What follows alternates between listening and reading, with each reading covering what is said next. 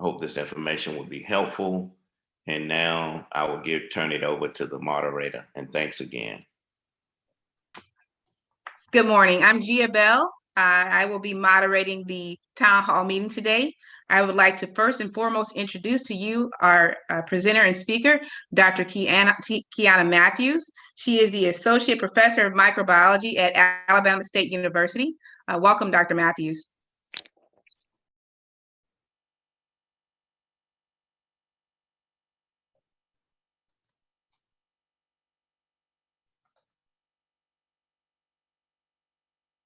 Good morning. Welcome. Thank you for that introduction. It is my pleasure to be here and speak with you today. I'm just going to give a very brief presentation just to get us oriented so we could have a lively, fruitful conversation. And I'm going to share my screen now. Can you see my screen? Not yet. Not yet.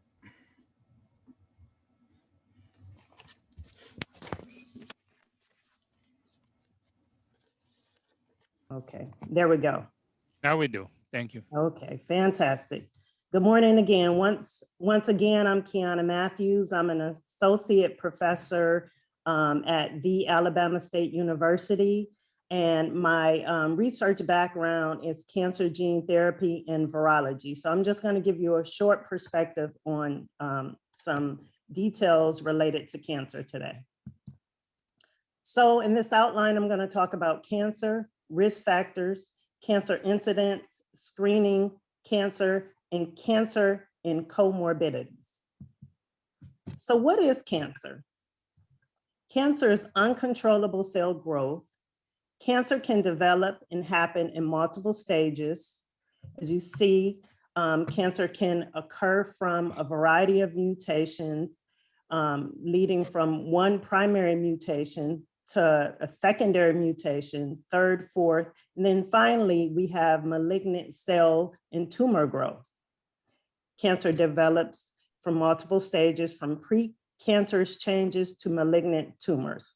However, not all cancers occur or form tumors, and different cancers can develop at different rates.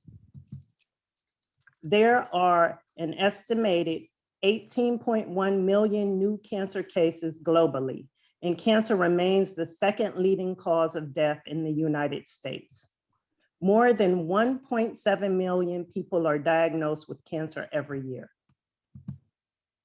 Cancer can affect many different parts of the body, from the skin, bone, blood vessels, muscles, to the lungs, kidney, and many other organs. Cancer can also affect the immune system, which plays a key role during both the development and progression of cancer. So how does our behavior and lifestyle cause cancer? Well, we know there are a series of factors that can predispose us to cancer and also cause a progression in cancer. The number one cause of cancer that we can control is tobacco. Tanning and excessive exposure to UV light can be a form of skin cancer and lead to dermatological cancers. Diet, such as a high consumption of red and processed meats. Alcohol can lead to liver cancer. Unsafe sex due to viral infection can lead to HPV infection, acquisition, and cervical cancers. Inflammatory conditions such as colitis and obesity can also lead to various forms of cancer. And again, as a virologist, some of my concerns are the linkages between viruses and pathogens in their role in cancers. Some of those are HPV, as I mentioned, hepatitis B, hepatitis C, Epstein-Barr virus, T lymphocyte virus, Kaposi sarcoma, which sometimes we see associated with HIV positivity, and and Heliobacter, which is a form and can lead to certain GI or stomach cancers. So next I'm going to switch to cancer incidence, and I'm just going to give just a few brief points about these specific cancers before we start our discussion. I'm going to talk about breast cancer, prostate cancer, and colon cancer, and just show a few data sets. So as you can see, as it relates to breast cancer, the CDC has released some data related to female breast cancer in the United States. And this chart and this data was compiled as of 2017. We know that there's an occurrence of breast cancer in men, but that is a rare event. So when we look at this data, we see that per 100,000 women, there are approximately 125 diagnoses of cancer in Caucasian women as compared to African-American women at a rate of 121. And then we see a decrease in cancer as it relates to Indian, Asian Pacific Islanders in the Hispanic population. And again, although this is 100 Black men, we know that women serve as wives, daughters, children of Black men. So it's just important to share this data. And so when we look at the rate of cancer deaths among the geographic race and ethnicity, we see that Black women are actually dying at an increased rate as compared to their counterparts. So when we stratify the data and look at it together, there's less incidence in the African-American community, but more deaths. And so again, just sharing something related to this particular type of cancer. Several people have now been diagnosed with triple negative breast cancer, and that's becoming more common knowledge. And what is triple negative breast cancer? Triple negative breast cancer is the kind of breast cancer that does not have any receptors that are commonly found in breast cancer. And so it's kind of a lock and a key. If you want to target the cancer, and if there's no receptor or there's no way to target this cancer, it becomes extremely hard to treat.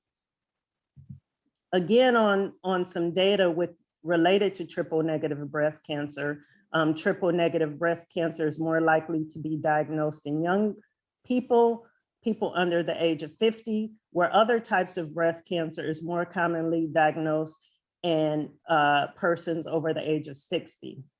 Black and Hispanic women are more diagnosed with triple negative breast cancer.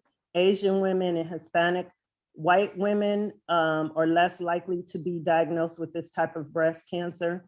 And this is actually due to this type of breast cancer is known to have a mutation in the BRCA1 gene. About 70% of breast cancers are diagnosed in people with this mutation. Again, this mutation is associated with triple negative breast cancer.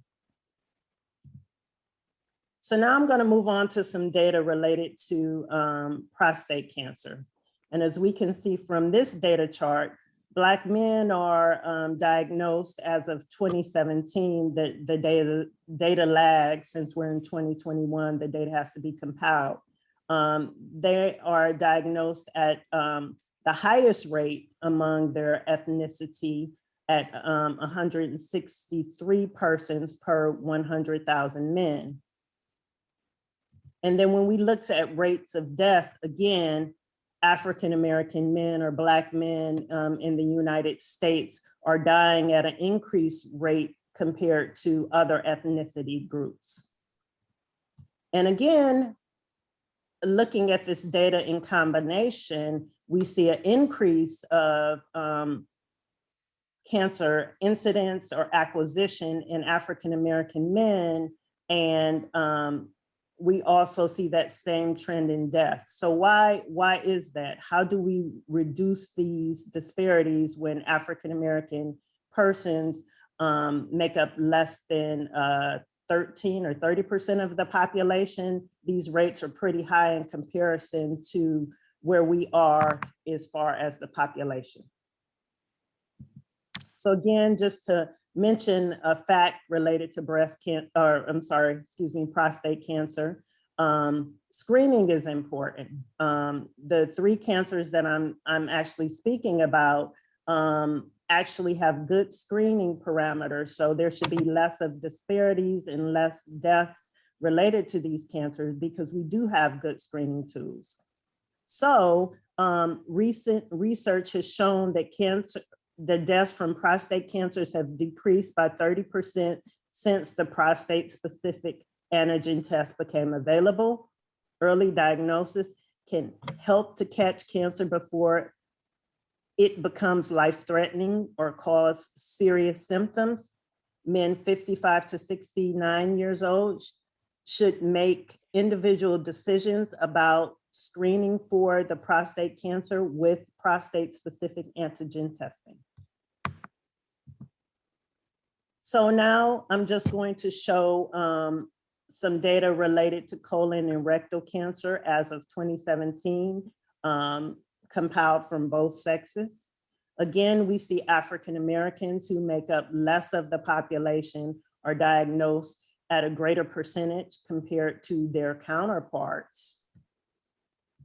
And when it is related to deaths across both sexes, again, we see the African American community are dying at a greater extent as in comparison to our counterparts. Again, we see this trend. So just to mention, as we all know, colorectal cancer is a problem, and we have good screening tools. So it's unfortunate that we're still dying at alarming numbers from this type of cancer. And we know just this year we lost the great Chadwick Boseman, who is known for playing Augusta's own James Brown, Black Panther, Jackie Robinson, at such a young age of 43. We also know that we lost Natalie Reed, who is known for playing in Baps with Halle Berry, Cinderella, and many other great activities in motion pictures. So again, just at 53 and 43, we lost 2 pioneers in the African-American community to colorectal cancer. So briefly, I'm just going to speak about cancer and morbidities and things that we need to keep in mind this year and that have been on my particular mind as a virologist who studies virology. So here's just some data from the New York Journal of Medicine. In the United Kingdom, the national COVID pandemic measures since March 16, 2020 have resulted in suspension of cancer screening and de-referrals of routine diagnostic investigations. And so what that has meant since the COVID-19 pandemic is that we saw an increase in persons with preventable cancers, either due to de-referrals or not being able to get in to receive treatment. So we have to really be vigilant this year about letting people know that it's still important to get these routine checks and to not let things go unchecked. So there's a high risk of SARS-CoV-2 infection and poor prognosis with people that are afflicted with cancer.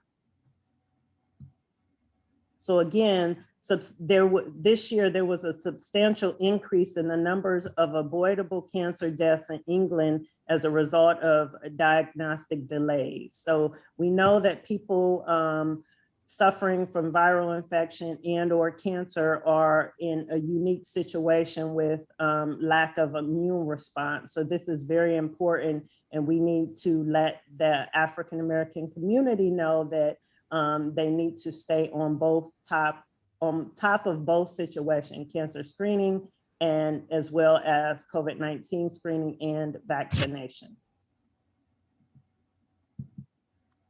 Again, some of these disparities are seen among both communities, social, economical disparities, level of education, lifestyle factors and comorbidities, tobacco, alcohol, diabetes that make us predisposed to cancerous events and potentially COVID-19 infections. So I'm going to stop there so we can have a lively discussion with the great panelists. I just want to acknowledge 100 Black Men of Augusta for allowing me to present here today. Thank you. Thank you so much, Kiana. That was so much valuable information that you share with us. Very needed. Thank you so much. I'd like to open up the floor for any kind of questions and questions you may have. We have a great group of panelists that are joining us today from the Georgia Cancer Center at the Augusta University. So they are available to answer any questions that you may have. We also have Chaplain Henry Hope as well, who's available to answer any questions that you may have. I do have a couple questions already, but if you guys have any additional questions, feel free to leave them in the chat. And this question is open to who would ever like to answer it. How does hereditary play a role in cancer in the Black community?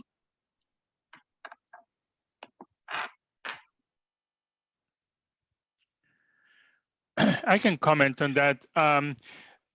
There are some cancers that have a hereditary component, and we actually we're very fortunate that we just recruited Dr. Henson here, who has a strong training on that, and we're starting our genetic counseling to exploring these. Unfortunately, as it is true in many areas in cancer, most of the research has been done when you look at the distribution by race on the population that's included on the clinical on the studies. It's overwhelmingly white. So we have very limited information as to those risk genes that we know are associated with the presence of certain cancers, how frequent they occur in the African American population or in other minorities for that matter. We certainly know that the distribution is very different by race. There's other areas or other parts of the world where this has been done, for example, in Japan, and the incidences are very different. So definitely different races, different ethnic groups have different risks of these things. Now, again, there's only a subset of cancers that have a genetic component, but they can be, clearly, for example, breast cancer is one of them, colon cancer can have a genetic component, etc. Thank you so much for answering that question. Another question I have for our panelists is, why do you think African American men are hesitant to get cancer screening?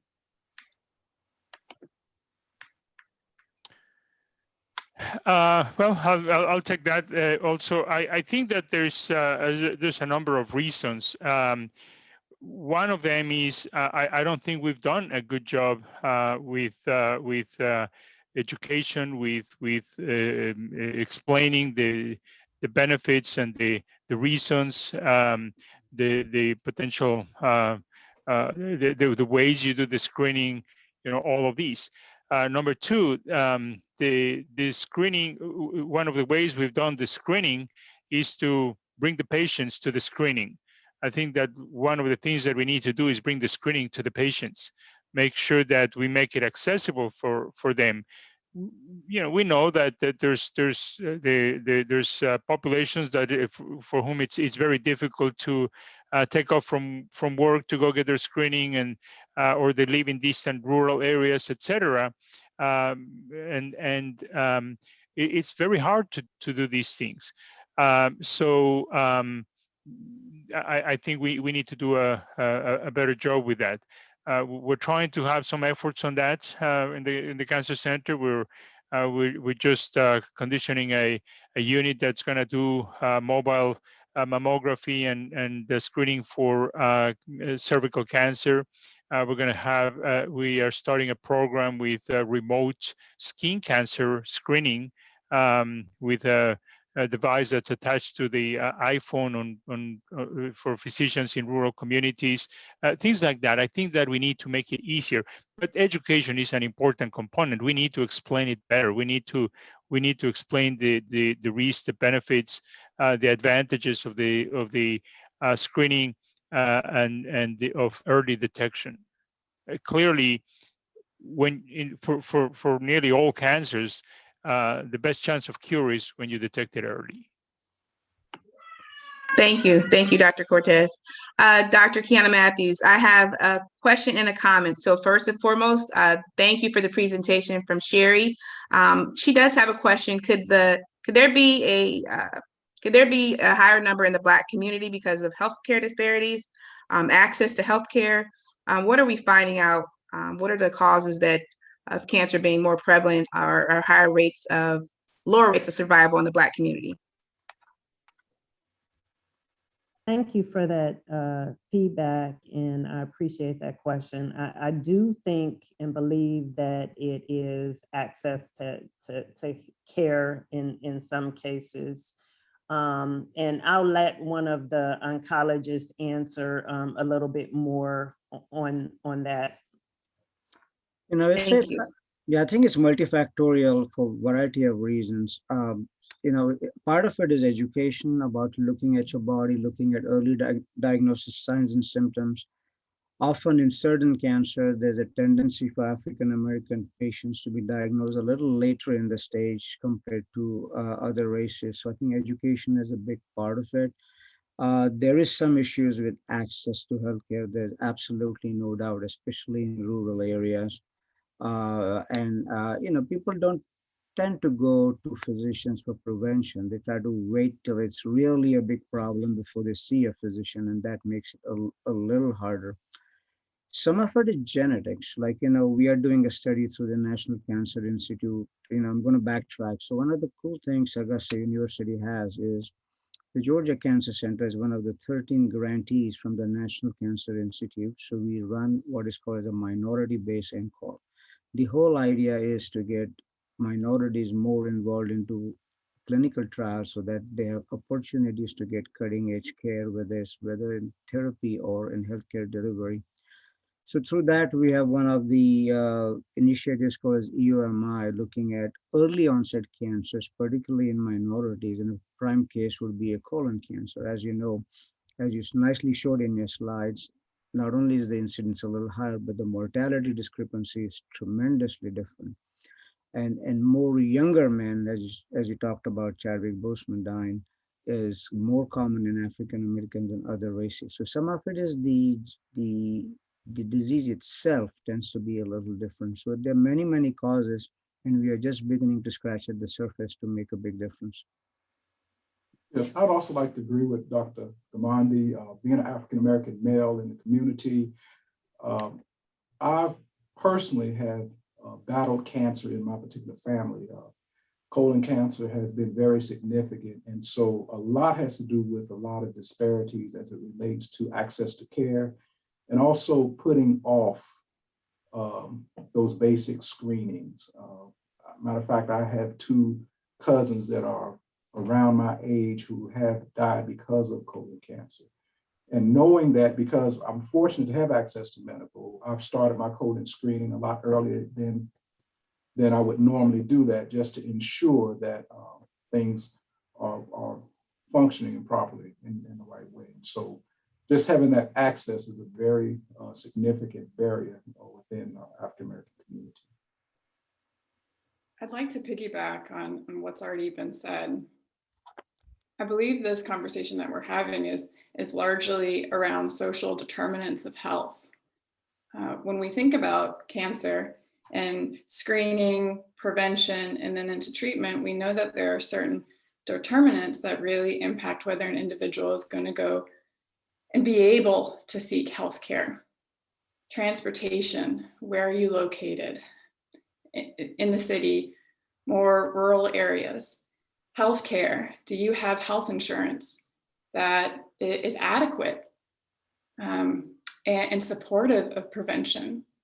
What we also know is education, and we talked about that, but education and using healthcare and feeling comfortable in the healthcare system, feeling comfortable with your provider and having those tough conversations. We also know that to be able to kind of balance out family demands and work demands, time off. For some and for many who live in our society, time off is not a guarantee. And getting to the doctor's appointments for screening and prevention is not easy.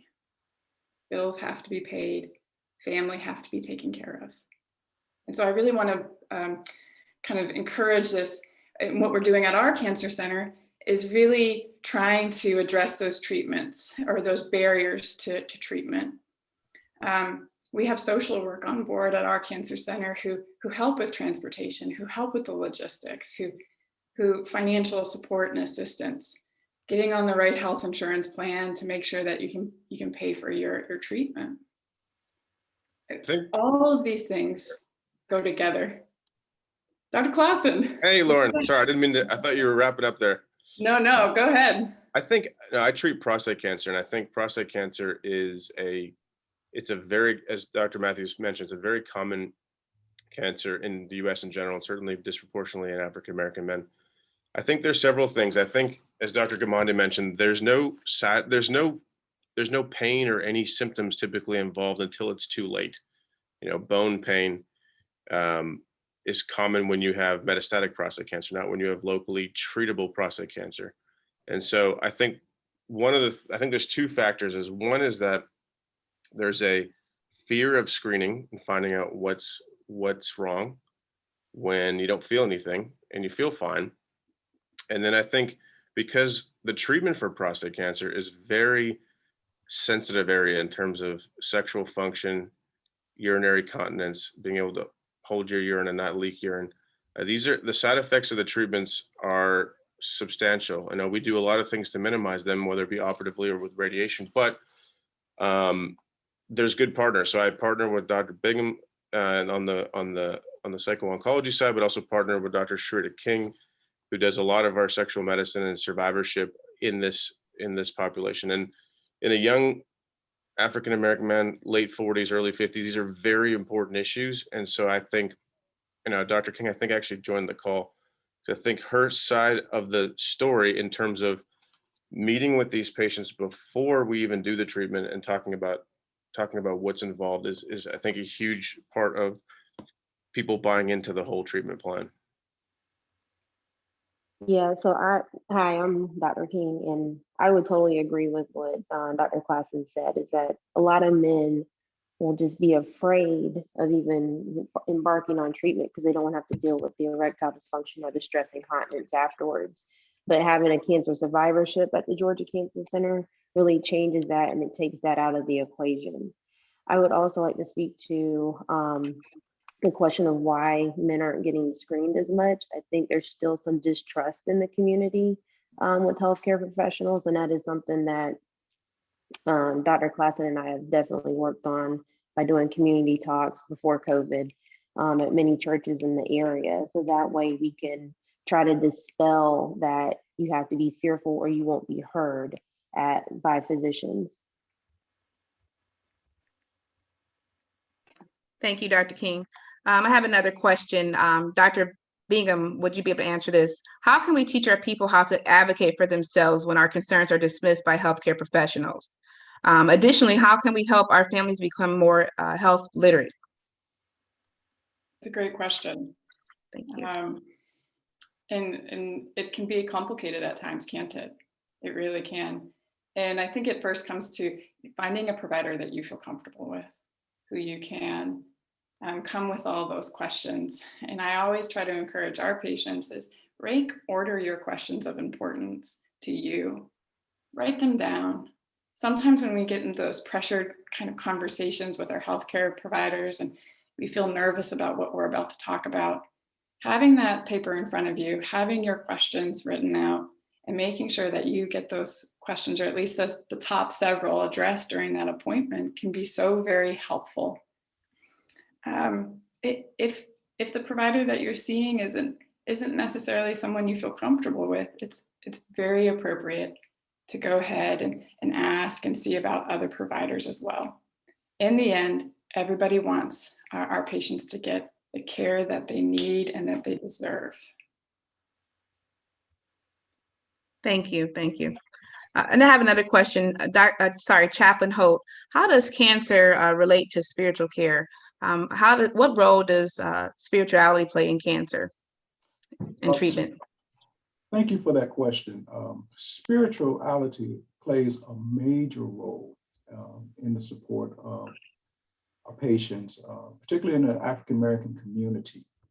A lot of times when we deal with cancer, there's a lot of fears and myths, and even how we process to try to get through those very difficult times, even after we've had those diagnoses. One of the myths that I'm sure a lot of people in the African community has heard is that God won't put on us more than we can bear. And when you hear statements like that, we ought to be strong, we ought to be able to suck it up and go forward and deal with it.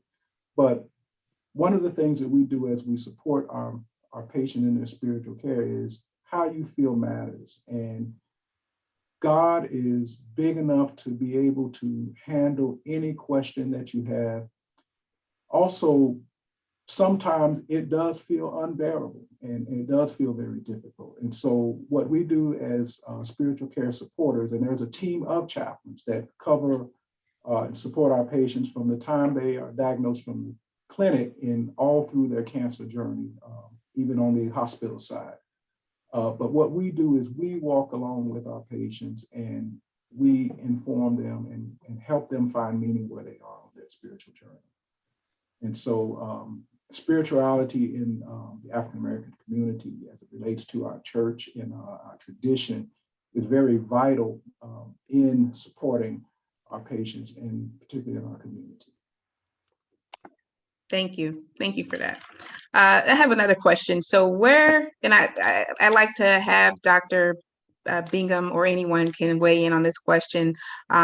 What health care professionals should you see to be screened for pancreatic cancer?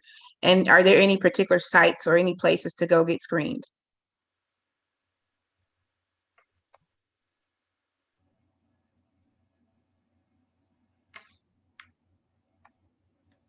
Everybody's entry into the medical system is a little bit different. We often would encourage individuals to establish care with a primary care provider in their community, somebody that they feel comfortable with, and having that relationship and being able to have those ongoing screenings. At times, access to providers can be limited. And so usurping your public health department and using that knowledge and information to inform you on where you need to go. Certainly, we want to try to be as preventative as possible and catching things very much early in the process. And so establishing, and I keep going back to that, but establishing a relationship with a provider that you know and you trust and you feel comfortable with. I can add to that. Sorry, Sharad, were you? Yeah, I just want to mention one thing. It's not easy to really scan for pancreatic cancer. It's just a horrible disease and can come in silently. But there are some things. I think a family history is important because there's a fraction of that associated with BRCA2 genes. And so there's a family history. There's a simple blood test which may kind of tell you if you're predisposed to getting pancreatic cancer at all. But as in general speak, it's not an easy cancer to screen for, correct?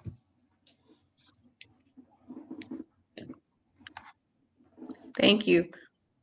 So Dr. Sherrod, do you suggest seeing if you are genetically predisposed to pancreatic cancer? Is it helpful to know if you're genetically predisposed? I think, not just pancreatic cancer, but a whole lot of cancers. Family history is really, really important. If you look back in your family, especially your first and second degree relatives, there's a host of cancers which can be picked. There's only a small fraction of cancers which are perhaps preventable. And that's where the family history comes in play, whether it's pancreatic cancer, some colon cancer, which associated with Lynch syndrome, or with breast and ovary, you have the kind of variety of different genes now which are out there. So I think knowing your family history is a very, very vital tool that you can use. And sometimes your providers may miss it, surprisingly. So I think being your own advocate actually will be a great step in potentially preventing some part of the cancers, which are hereditary. I think I'll add to Dr. Gamande about the BRCA as well for ovarian and breast. So if there's men out there that have a Prostate. female relative as well that has ovarian or breast at a young age, there's now over the last several years some connection to prostate cancer as well for the men. So, I always tell my trainees, take a good family history of all, female and male, especially when we're talking about prostate cancer, because there's a fraction of the men will have BRCA, which is the same one as ovarian and breast, will affect prostate as well. Thank you. Also involved in this conversation, and maybe I can have my colleagues speak more about this, but exposure to toxins in work environments. Oftentimes families and lineage will work in the same kind of industry. What kind of role does that have in cancer prevalence? I think for bladder cancer, bladder cancer is sort of one of these things that not a lot of people think about. And so the number one cause of bladder cancer is smoking, but also another very preventable, or not preventable, but identifiable risk factor is exposure to toxins. So from the folks at SRS, we get a lot of folks from there with bladder cancer. And so if I can say one thing, take home message about bladder cancer screening is if you see blood in your urine, it is not normal. And that's something that should be dealt with, and don't ignore it. It looks scary, it looks terrible, but that's a sign. Doesn't mean you have bladder cancer, but it means something may be going on. So certainly that from a bladder cancer standpoint, there's a huge association with smoking and environmental risk factors. Thank you. I do have another question. So traditionally, soul food is popular within the Black community. Is your diet a factor when determining preventative measures? I'm sorry, did you ask about diet? Yes. So yes. So is your diet a factor when determining preventative measures? So, traditionally soul food is really popular in the Black community. Is there a special diet that people could follow to prevent cancer? I wouldn't say there's a specific diet, but I think there are dietary recommendations that we all need to follow. It was mentioned earlier, red meat. Definitely a high input of red meat increases the risk of cancer. It doesn't mean you cannot eat red meat, but you shouldn't eat red meat every day. Once or twice a week is appropriate. An increased ingestion of red meat increases the risk of many cancers. And obesity, and of course, obesity has to do with two factors, food intake and exercise. But there are many cancers that have a strong correlation with obesity, colon cancer and many others. So breast cancer and and these are elements this is what we call multifactorial, meaning usually it's not just one factor that's going to give you that cancer. It's the interplay of many factors. But what we need to always pay attention to is those factors that we can control. We can control what we eat. We can control whether we smoke or not. We can control whether we exercise or not. We cannot control the genes we have. Those we have. But many times for the patients, for the individuals that don't have cancer, that have a high risk, the difference between getting a cancer or not is what else do we add to that risk that we already have. So that is why it's so important to pay attention to those risk factors that we have control over. I think one other point that I make to my patients too is once you've been treated for prostate, or let's just say prostate or kidney cancer or bladder cancer, is the #1 risk of mortality in the US is still cardiovascular disease. Mhm. And so once you become a cancer survivor, having a heart healthy diet is the best thing you can do for you. So as Dr. Cortez already mentioned, exercise, lean meats, vegetables, you become the cancer survivor, and you overall you decrease your risk of cardiovascular disease. I think that's an important point too. Thank you. Thank you. I have a couple other questions. Lastly, how important is early detection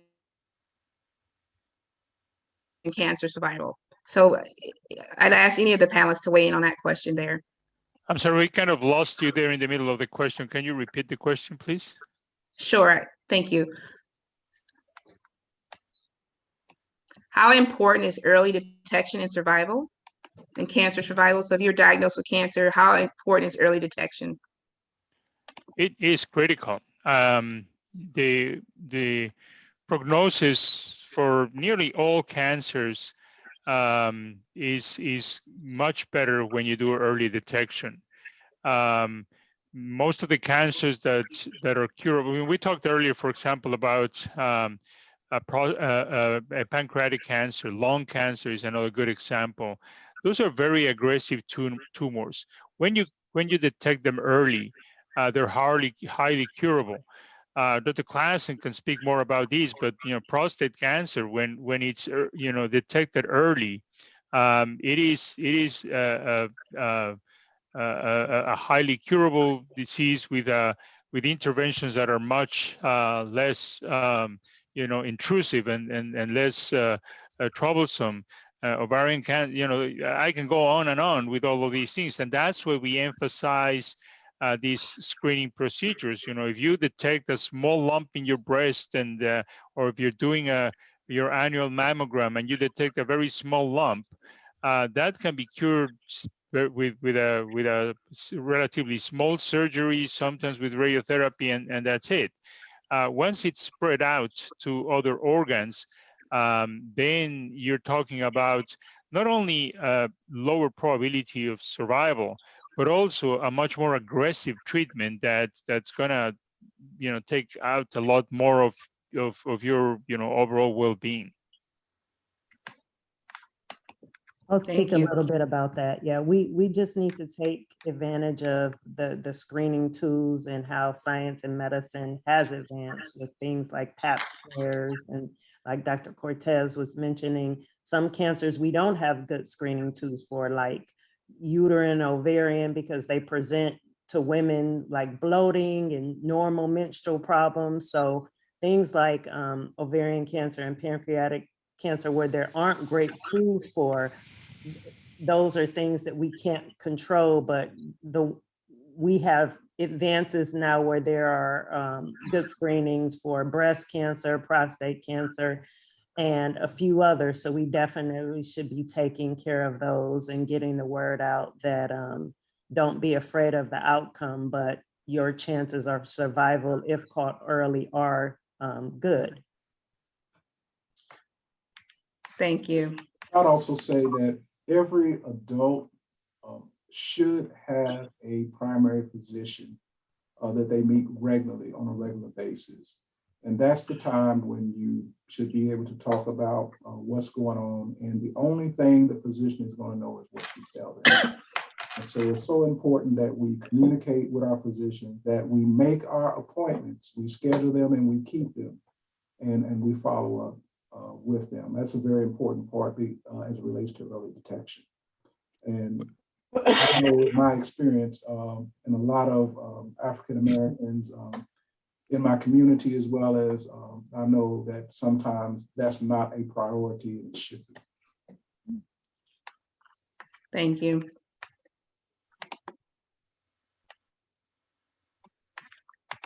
I have another question, and this will be our last question before we wrap up and move into the survey. Are there any traits or any symptoms that are warning signs to get checked for a certain type of cancer? And I'm asking any of the panelists to weigh in on this one. I can go ahead, Sharad. No, I think each cancer has a different sign and symptoms, not for early detection. Somebody, for a woman, for example, with postmenopausal bleeding is just at a very high risk for having either endometrial or cervical cancer. So, it's very distinct and different. I think the key is to listen to your body. Anything abnormal which is something new and persistent, you just need to go to your primary care physician and let them work it out. If I could add to that, I fully agree with Dr. Gamandi, and it's very difficult. Many cancers have symptoms that are not specific. Was mentioned earlier, bloating and things like that. So, and we all have occasional a little pain here, a little bloating, a little cough, whatever. So it's not just having anything, but it's something that's persistent, that's just not going away, that you don't have a good explanation. You always should have it checked. There are things that should never happen to you. Dr. Klassen mentioned urine with blood. That should not happen. So there's something. It doesn't have to be cancer. It could be an infection. It could be something else, but that's not normal. Essentially, blood anywhere. I mean, if you're coughing up blood, if you see blood in the stool, that should not happen. So that should be checked right away. So, I think as was mentioned earlier, listen to your body, and if you have some symptoms that are different, that are unusual, and they're not going away, it's not just today I woke up with abdominal pain. Okay, maybe what I ate yesterday. But if it's 2, 3, 4, 5 days and abdominal pain is there, something that that's different. And we all know our bodies. We know the kind of things that we experience off and on, and the kind of things that you say, this is unusual for me. Your skin. I mean, take a look at your skin. If you have spots that were not there, you should have them checked.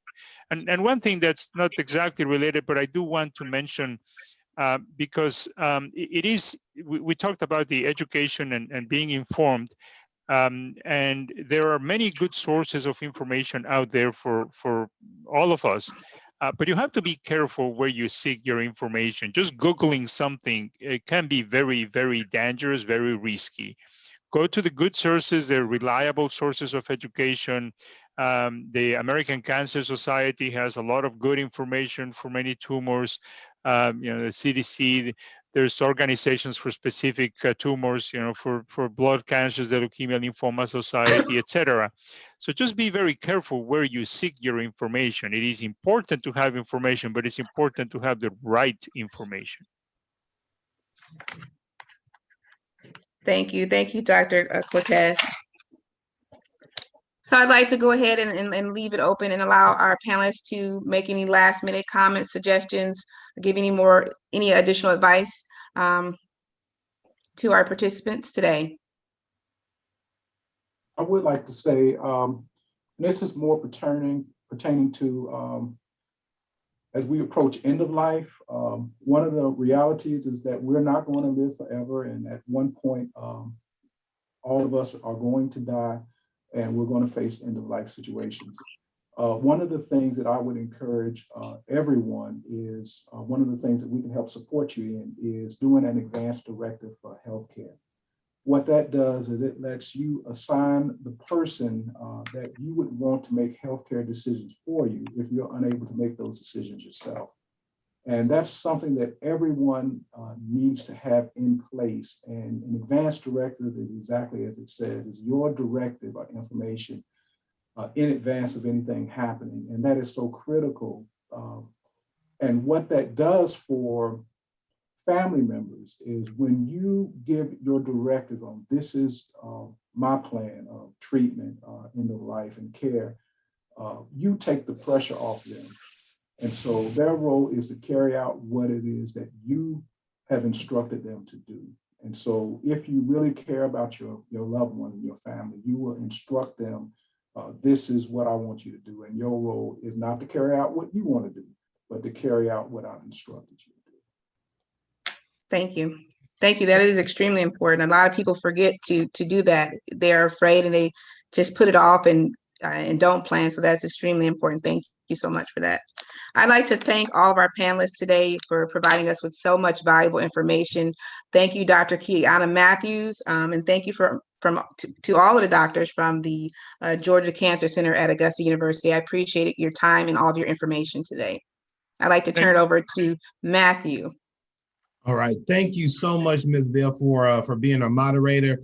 Thank you so much for all of our panelists for taking time out of this beautiful Saturday afternoon to join us on Zoom. And we really do look forward to actually bringing light to this topic and other topics in this realm in person sometime soon with the health fair, because it's something that's very much needed, that sometimes people don't like to talk about, but we need to have these serious types of conversations. So again, thank you so much for all of our panelists. At this time, for all of our participants, if you were to check your chat, I'm going to post a link for our survey. And we just ask that you take a couple minutes to fill it out. We need these surveys completed so we can continue to do programs like this, and we can gauge its effectiveness. So please, we ask that all of our attendees, please take time to fill out this link that I just posted in the chat. And then also we're going to randomly pick 3 people to win $100 gift cards. So that's a little incentive for you at the same time. So if you will please click that link. And while you're filling out that link, we want to give our panelists a couple minutes to give some last words. And also, if you want to provide any of your contact information, if any of our attendees would like to follow up. So I know we've heard from Chaplain Holt, Dr. Brigham. Yes, I can be reached at, I think phone numbers are easiest, 706-12509. Any questions regarding, I am a licensed psychologist in our state of Georgia. So any questions regarding the psychosocial care, regarding cancer or other health conditions, please, you're more than welcome to reach out. Thank you. Oh, I was on mute. Dr. Sherrod? You know, we can be all of us, frankly, can be reached to the cancer center. We'll send you numbers to reach out, and there are patient navigators who are absolutely fabulous, who can get any queries or any patients in. Was an absolute privilege to be on this panel, and again, it's all about education and awareness. So this, what you guys are doing is great. Thank you so much. Thank you. Dr. Clausen. Yes, to echo Dr. Gamande, this is a great conversation, and these events are extremely important. Educating the community about early detection and screening and when to get screened and what to pay attention for is just the key to cancer survivorship. And I think the main message I will say is, you know, as a urologic oncologist, my area is very, very sensitive in terms of where we operate and what we do in terms of quality of life afterwards. And I think the team with Dr. Bigham and Dr. King is vital to that. And the cancer survivorship starts at the time of diagnosis. Thank you. Thank you. Dr. Matthews. Thank you. I've enjoyed my time here. I would just like to thank all the panelists and just give a personal anecdote. My father has survived cancer of unknown primary, and it was presenting in the urological area. So I will echo the oncologist here saying that if anything looks abnormal, make sure you reach out to your doctor. And I was just so thankful to the University of Alabama at Birmingham for taking good care of my father. So again, I would also say this year with COVID, make sure that you get these regular checks. We lost a lot of people to unpreventable or preventable diseases such as cardiovascular diseases and strokes and things that have been just normally we see because people are afraid to go into hospitals right now. So just be vigilant of taking care of yourself in all areas. Absolutely. Dr. Cortez? Thank you very much. And I'm sharing my slide while I speak. I hope you can see it with my contact information. And I just want to remind the audience, one of the problems that we had for many years why individuals would not seek attention for cancer is there was number one, the stigma of cancer, of being diagnosed and all of that. And then the fear of cancer and being almost a deadly disease inevitably. I think that we need to realize that things have changed dramatically. The probability of surviving many cancers has increased. We have much better treatments. We've emphasized the importance of early diagnosis to increase those chances. So I think that cancer today is something to fight, to seek the right help, seek the right advice and the right treatment, but you can fight it, you can beat it. So do everything you can to be in the best position to detect it if it's going to happen, and to fight it if it happens to you. And thank you very much for the opportunity to have this conversation. Thank you, thank you. And Dr. King. Awesome. Thank you so much for having us on. I actually am from Augusta, and I used to participate in 100 Black Men when they would do after school programs at Tubman Middle School. So it's awesome. This is a good event, and it's a true passion of mine to reach out to the community to let people know that no matter what cancer you have, you will have some cancer survivorship, especially at the Georgia Cancer Center. So don't be afraid to get it treated because of the side effects that can come from it. And because I know that's a huge barrier, especially with prostate cancer. It can be fixed. And if not, we'll hold your hand to get you to the point where we can get you the best possible care afterwards. All right. Thank you so much again to all of our panelists and our moderator. And I just received the winning names for the survey. And again, thank you so much for everyone who took time out to fill out the survey, because this is what we use as a measuring stick on what we can do different, how effective it was, and what we can do better next time. So our three winners, Crystal Stone, Trayshawn Smith, and Shelly Haskell. So those are our three winners. We have your information. So we will be contacting you to make sure that you receive those $100 gift cards. So thank you for that. And before we end, I would like to turn it over to our president, President Larry Durr, for any final remarks before we close. Yes, once again, thanks the panel and the moderator for coming on and participating with us today.